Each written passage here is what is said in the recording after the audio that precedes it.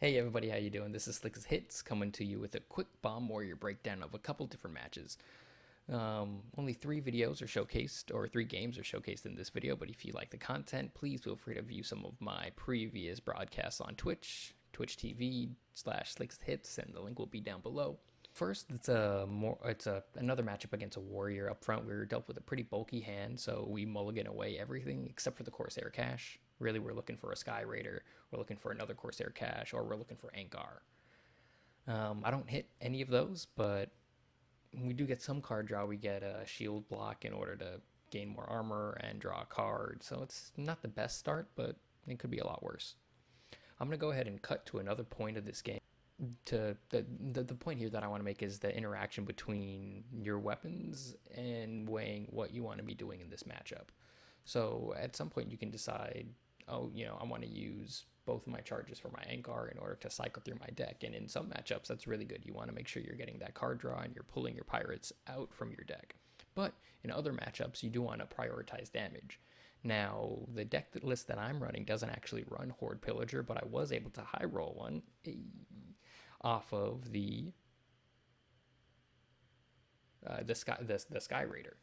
So with that in hand, thinking of the additional extra value that I can get from the Sky Raider, what I decide to do is rather than use both of the charges for my Angar, I only use one of them. And you don't always want to do that. You want to make sure that you have enough pirates in your hand. You've cycled through your deck enough. Here, I do want to get one of those charges out so that I can draw at least a Risky Skipper or even a Captain Greenskin, which I do run in place of the Horde Pillager.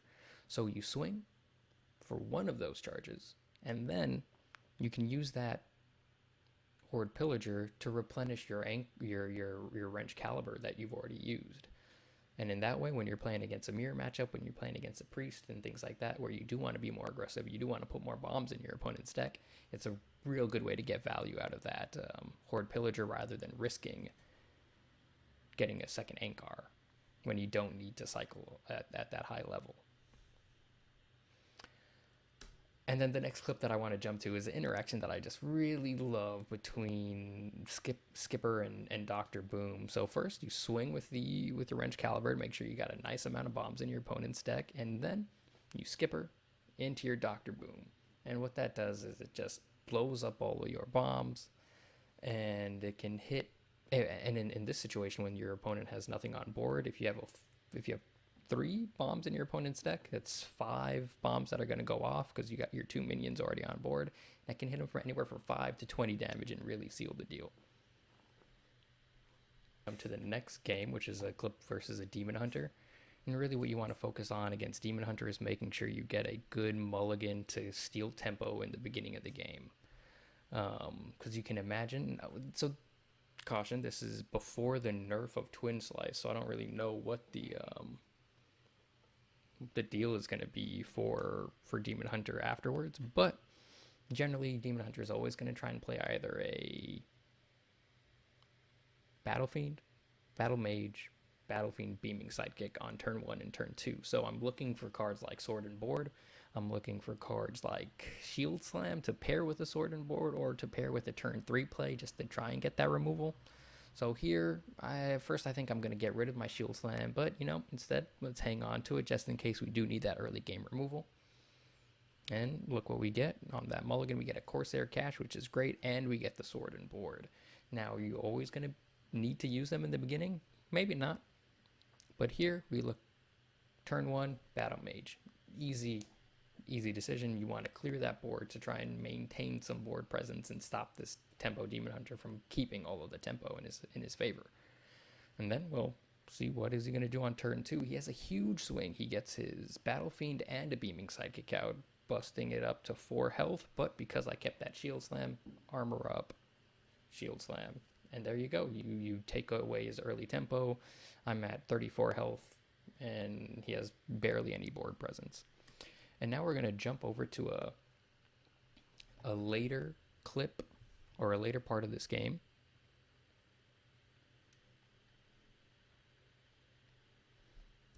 Where I'm trying to set up an Armorsmith Sky Raider. And here I do get the Armorsmith Sky Raider, Risky Skipper, combo. But the choice then is, do I preserve my health and do I armor up, or do I overdraw with Battle Rage?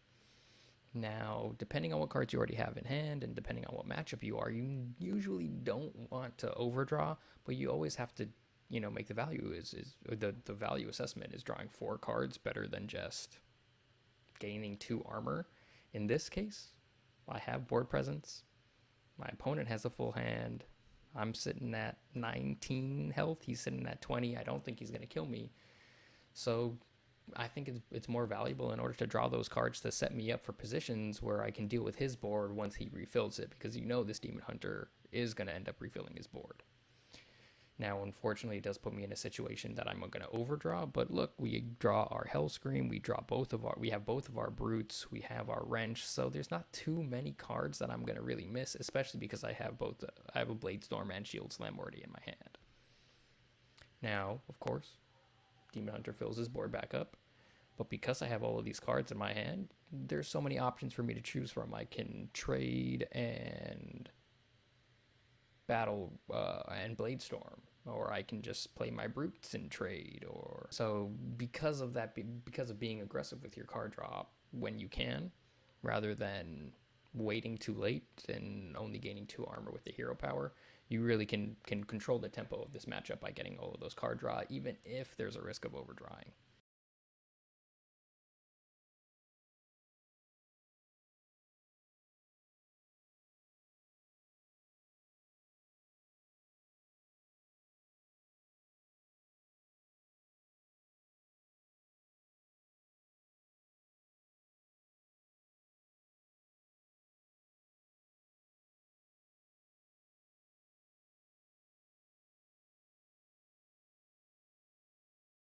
A little bit later, we switched to a clip that occurred later on in this same matchup, or almost the end of the game. The Demon Hunter has no cards in hand. He's top decking. I have a bunch of options in my hand, partly because of all of the card draw that I was able to get earlier on in the game.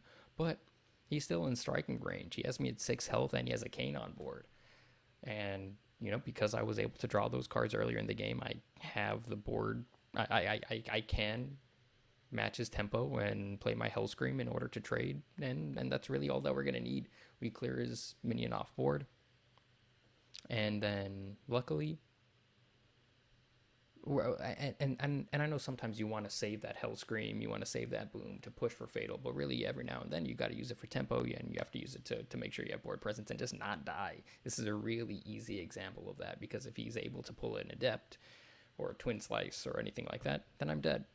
But then I'm also able to high roll, and he hits 3 bombs in a row for the Fatal. All right, the final clip that we're going to take a look is just another clip of that Boom Skipper combo, and showing you even when it does low roll in this situation. I think I hit him for like 5 damage or something, or 4 or 5 damage, like barely any damage off of the combo, but it still puts enough board presence on the field that it's a threat. Your opponent has to deal with it, otherwise they're going to die. And if they don't deal with it, or if they do deal with it and clear it, it sets you up to use your Hellscream to slide right in for the win. That's all that I got for you today, and this is my very first attempt at making any YouTube content, so I would greatly appreciate any feedback, positive or negative. I don't care, just trying to figure things out at this point. Please, if you can, follow the Twitch, follow and subscribe to this YouTube account. I'm going to try to make as much content as possible. My video editing skills are terrible, but hey, day by day, we're going to try and get a little bit better. Again, this is SlickestHitz, and thanks for tuning in.